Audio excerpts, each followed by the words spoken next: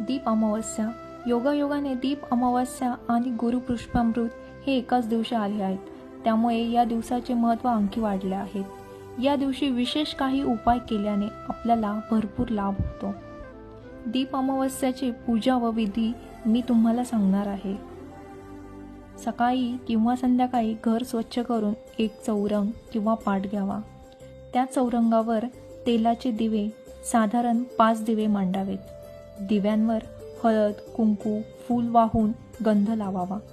दीपाय नमः असा जप करत प्रत्येक दिवा प्रज्वलित करावा. देवी लक्ष्मीची आठवण करत सुख, शांती, धन, धान्य यासाठी प्रार्थना करावी व शेवटी आरती म्हणावी.